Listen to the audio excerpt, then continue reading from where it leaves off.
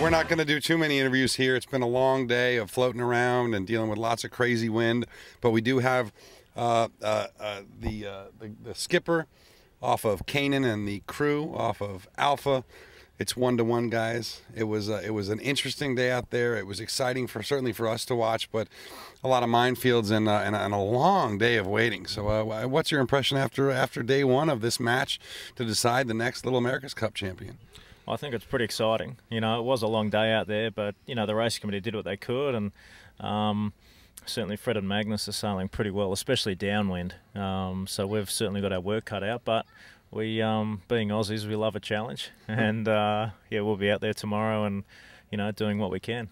Well, we enjoyed some of your chatter during the first race, both you guys. You're funny on the boat, and Fred was doing a good job of keeping us tuned in. But Fred, that first race, Jimmy and Glenn made the right call at the start, and went off and were blazing fast at the start, going the right way, and you were going slow through attack. What happened there? Could you talk us through that first start? Well, we were basically feeling pretty good about the fact that we'd run away long enough, because on some of the races it didn't happen. We got run over pretty badly by these guys. So so as we were coming up to the line, they gave us a very nice luff, and so we had the luff and ended up stalled in irons, and they tacked around us and they were gone. So the chase was on. Well, we were pretty. Well, I guess I wasn't surprised. I've talked to enough people, including you guys, both of you, and I think, you know, the people who have paid attention have known that we would see some of this super down speed maneuvers, boats going backwards and forwards, and riding you out to the ley line there. And were you guys surprised at how what's the word, interactive that first beat was in the first race?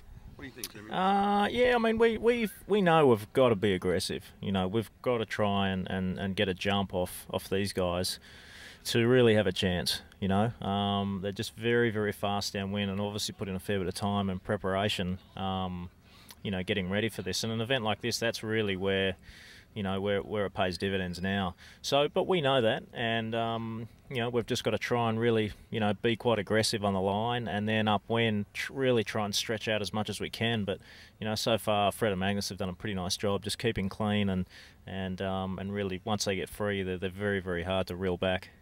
Well, and in that first race, it was 33 seconds at the line, at the start line. By the end of the race, it was just a hair over 8 seconds, I think. So I think that gives you a lot of confidence, right? It does. We are doing our best to stay clean, because we know we're totally outclassed in the starting maneuvers, and when the boats come together, and every time it happens, you know, your viewers can see that. But we do have a fast boat. We have confidence in that, so we're trying to keep it clean, as Jimmy said, and then rely on the boat to do the job. And so you guys set it up pretty well a little while ago, whether skill as a sailor would overcome boat speed, and that seems to be the event that we're in right now. Well, and let no one make any mistake. I mean, Fred is a very skilled sailor, and I think you were an I-14 national champion in Canada, and you've gone all over the world and done really well in that class, and you've sailed dozens of other classes. 5.5 meter, do you sail those too? No, I haven't sailed some wacky meter boats and no.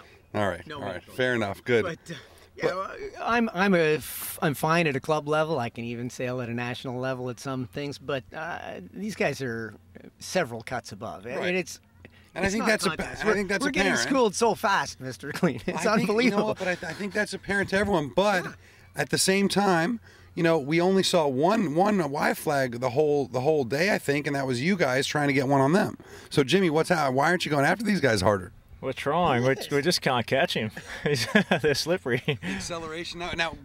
Good point. The accelerator. We watched him trap you, and then you sheeted in, and it was. I mean, you went from 2 knots to 13, 14 knots in a space of a few seconds. I've never seen anything like that. How does that change start tactics? Well, it does, because it's you know, with these boats in the wing, you can really just turn it on and off. You know, that acceleration and boat speed, it's just like a flick of a switch. And for us, it's just taking time to, I guess, get used to that together. And I think you can just see when Fred and Magnus are sailing the boat, they've spent some time, and they do it probably a lot smoother than us. You know, we're probably a little bit more coarse out there, which it's probably okay when the wind's up, you know, because you can sort of afford to do that. But as it starts getting lighter, technique and being smooth, and that really comes into play. And I think that's where Fred and Magnus are pretty good at that.